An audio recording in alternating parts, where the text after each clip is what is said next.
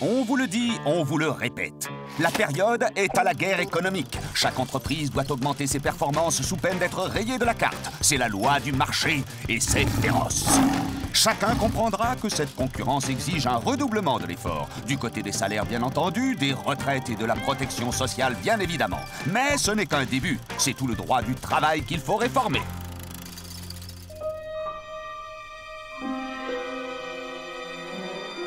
Depuis plusieurs années, les directions d'entreprise tentent d'affaiblir les dispositions sur le temps de travail. Elles dénaturent les accords de 1999 signés par toutes les organisations syndicales en instaurant des règles et des pratiques très régressives. Premier visé, les cadres. Cible élargie, l'ensemble des salariés. Tout le monde parle de temps de travail. Mais de quel temps de travail s'agit-il? Sur une journée, une semaine, un mois, un an? Et quand? Le jour, la nuit, le week-end? Et où? Pour quelle rémunération? Comment et pourquoi travaillons-nous? Et en travaillant plus, est-ce que nous travaillons mieux? Ces questions sont cruciales pour les salariés, car leur vie au travail et hors travail en dépend. Le CCE d'EDF SA vous soumet toute l'affaire. Chez nous, les cadres sont un bon indicateur du rapport au travail dans l'entreprise. Une enquête approfondie de 2009 révèle qu'en moyenne journalière, 42% des cadres d'EDF SA travaillent entre 8 et 10 heures. 43% entre 10 et 12 heures.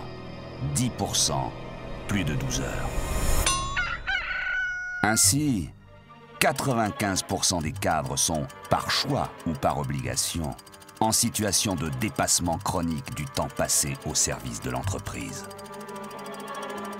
Quoi qu'il en soit, la direction a réussi à déconnecter le niveau des rémunérations du temps de travail réellement effectué.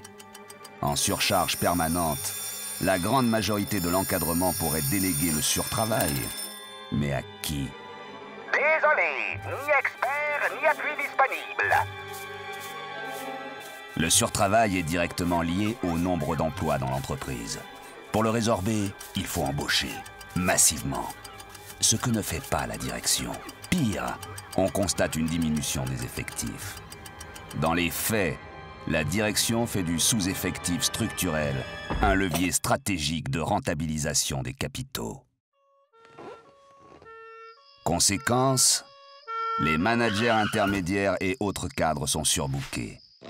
Aujourd'hui, les indicateurs de souffrance au travail et de stress explosent. Dans les faits, la direction a imposé le travail intense et la durée excessive comme la norme usuelle.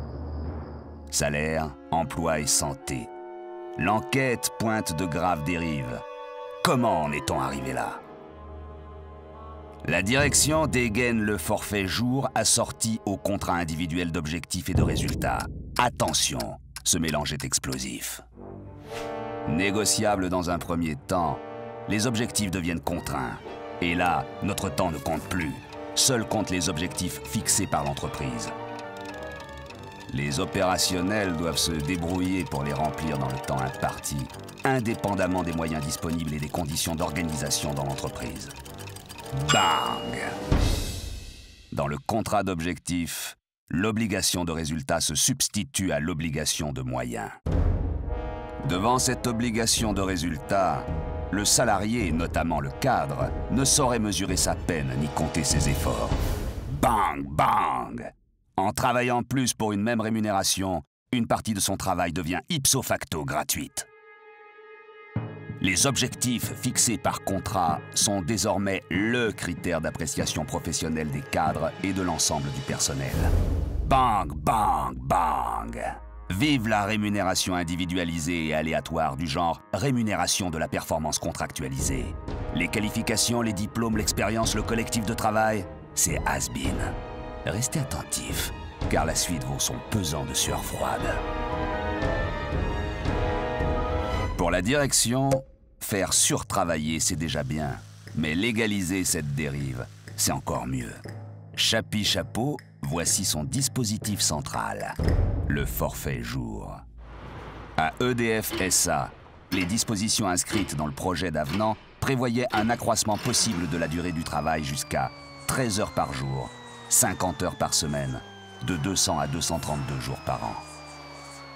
Contractualisées individuellement, ces nouvelles amplitudes rendraient légales des pratiques que l'entreprise a déjà mises en œuvre. Oui, mais voilà. Saisi par des organisations syndicales, le Comité des droits sociaux européens déclare dès 2005 le forfait jour en contradiction avec la Charte européenne des droits sociaux.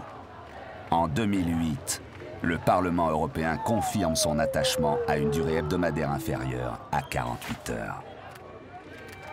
Moralité, ce forfait jour présenté comme la solution obligée s'avère antisocial, même pour la très libérale Union européenne.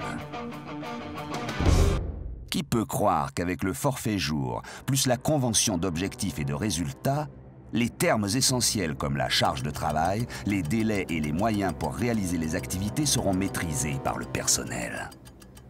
Qui déterminera le volume de l'activité réalisable et sur quelle durée? 8 heures, 10 heures, 12 heures par jour? Pour 200, 210, 225 jours? Et que deviennent les limites réelles du temps de travail quand la vie hors travail se fait vampiriser? Alors, autonome le manager intermédiaire et le cadre? Très peu. Car son activité et son temps de travail dépendent du travail des autres. Car les décisions techniques ou managériales importantes lui échappent. Dans la vraie vie, l'activité des cadres est de plus en plus contrainte. A fortiori celle de la maîtrise et des agents d'exécution. Le forfait jour est en fait la traduction d'une nouvelle trinité managériale. Mobilité, flexibilité, disponibilité. Sans contrepartie. Un vrai sac d'embrouille, cette affaire. Et pourtant, la solution est évidente. Parce qu'il a fait l'objet d'un engagement collectif de toute l'entreprise, l'accord sur les 35 heures à EDF et Gaz de France a permis de mener une réflexion sur les organisations du travail, le partage du travail, la satisfaction des missions, l'emploi et l'aménagement du temps de travail. Et selon les nombreux témoignages concordants, la diminution du temps de travail n'a pas joué contre la productivité de l'entreprise. Au contraire, 35 heures hebdomadaires permettent d'harmoniser la vie professionnelle, sociale et personnelle autour d'un temps de travail décent. L'amplitude journalière et hebdomadaire sont des repères communs. Ils sont la garantie pour tous d'une prise en compte des temps de présence légaux et additionnels, des temps de repos, etc. Le salarié est bien au centre du système productif. Car c'est la mise à disposition de sa qualification qui permet d'établir la valeur du travail et sert de base à la rémunération. C'est tout le contraire de la démarche d'individualisation dans laquelle la direction enferme les salariés aujourd'hui. La dérive est grave. Il est temps de remettre l'ouvrage sur le métier. Les salariés, les organisations syndicales et le comité central d'entreprise ne manquent ni d'arguments ni de volonté pour inventer ensemble un happy end.